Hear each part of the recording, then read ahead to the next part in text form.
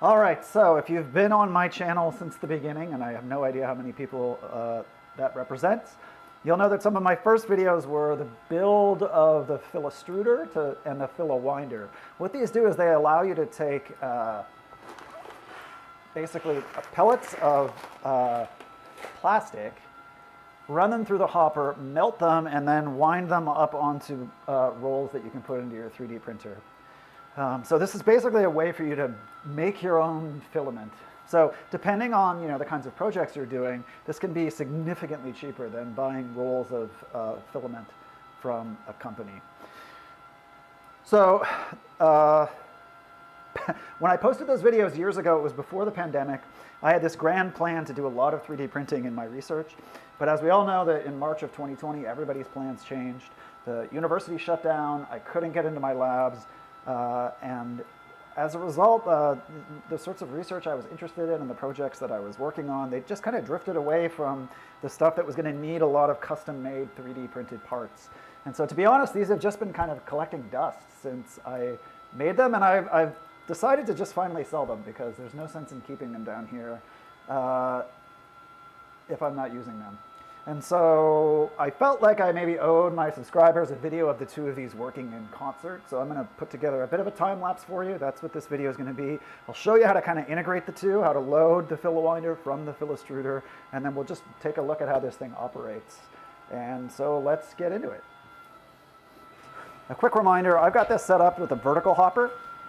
What I found is that gravity is your friend in making filament. If you have it set up horizontally, which I think is the default, you're just much more likely to get kinks in your filament. So I don't know if you can see, there's a pretty bad kink right here. And these kinks are what are going to destroy your Filawinder. So basically what I'm doing now is I'm waiting for this to print out enough straight filament that I can actually load the Filawinder. So I've got this vertical hopper that allows me to mount this vertically. That means I've also got this kind of wall mounting bracket. So there's a piece that's on the Filastruder itself and a piece you bolt to the wall. And this allows you to take it down, put it up, do whatever you want. If you want to know how either of these work, if you want to know how to put them together, if you want to know any more details about the customizations that I made, go ahead and watch those videos. The links are in the description. What I'm going to do now is I'm going to let this go for probably another hour to get this kink out of the way. Okay, so it's run a little longer. I don't know if you can see, but one of the first things that happened is this kink in it, sort of as I was messing around trying to get it in there. It's very easy to kink this up when it's hot. Once it's dried a bit, it's less prone to that. So these kinks, the filament has to pass through here, and I'll show you that in a second. It passes through here on its way to the winder. This is a recipe for ripping your Filawinder apart. So you need to get a good straight run of filament.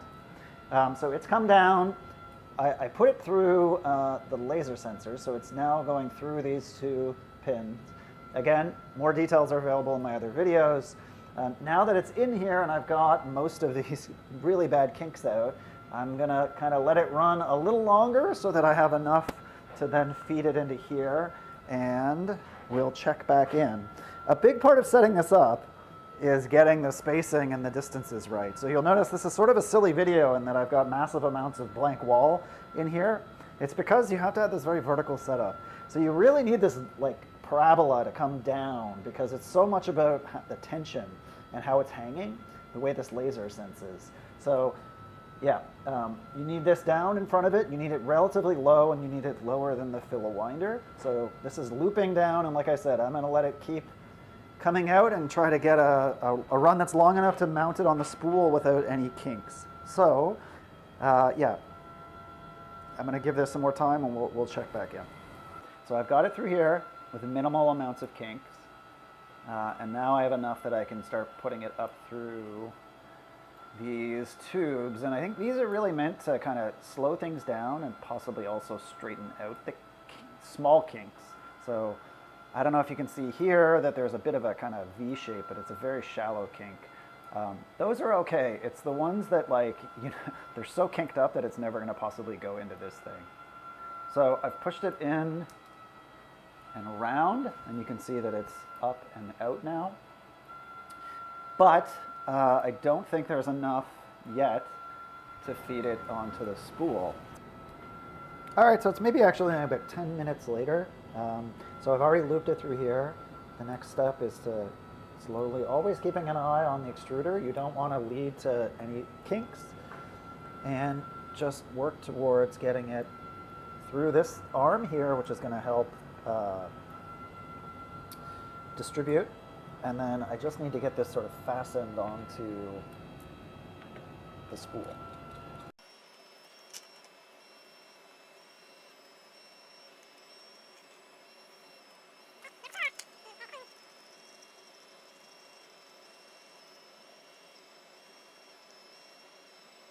Close this situation that sort of keeps it from coming apart. I think we're ready to turn this on now. So turn it on. The light on the board comes on here. The laser comes on. This laser is actually going to sense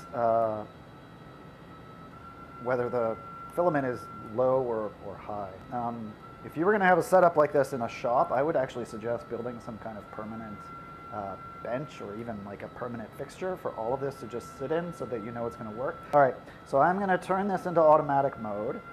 The way this works is that it needs the filament not in the laser. So if the laser senses the filament the way it does now, hopefully you can see that, that means the motor's not going to turn on. So what I'm going to do is, now that I think it's all hooked up correctly, I'm going to sort of manually lower it so that the motor will come on.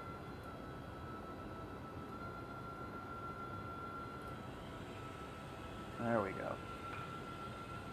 So it's going to wind.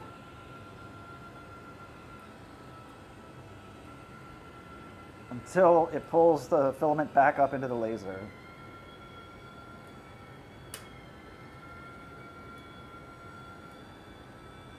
And now the filament is in the laser, and it's going to stop. So the way this is supposed to work is as more filament is extruded, and again, this is why kind of getting the arc of this stuff is so important. As more filament is extruded, this arc is going to lower down out of the laser. As soon as it does that, this is going to power up again. This thing will gradually go back and forth, and every time this goes below the laser, this will, there it goes, and it just winds it up a bit at a time. So let's start the time lapse now.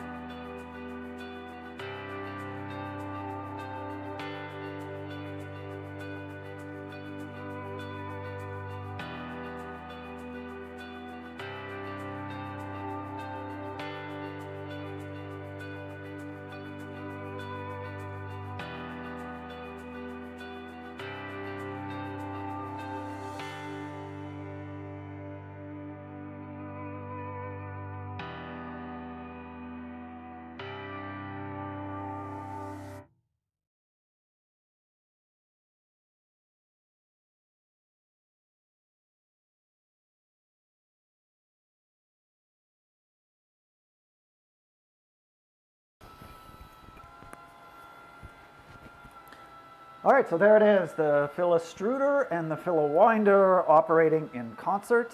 Hopefully this little time lapse and instruction video gives you a sense of how these things work and whether or not this is the kind of thing that might make sense for your builds. It is significantly cheaper to buy these pellets and make them into your own filament. So if you're doing a lot of 3D printing, you gotta basically weigh the cost of how much filament you're buying versus the cost of a setup like this, both in terms of your time and in terms of the actual hardware. Another thing you can do is you can pair this with something like, I don't know, a blender or a coffee grinder, or what I have here is one of those paper shredders that makes confetti, and so you can run old pieces, old builds through this, get stuff that you can then run through. So you can recycle parts of old builds, the boats that you print them on, any of that kind of stuff. So yeah, this will probably be one of the last 3D printing videos that I do, not that I've done very many. But if you like this video, hit a like, subscribe to the channel, share this around, and I'll catch you guys in the next one.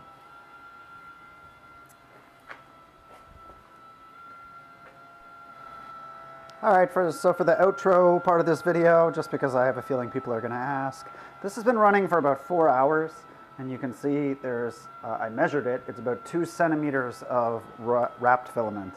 And remember, because there's that lever going back and forth, this is evenly distributed. Now, I don't know how much it is in terms of mass or length, but it's a significant amount. You could do quite a bit of printing from 4 hours of running the Filawinder.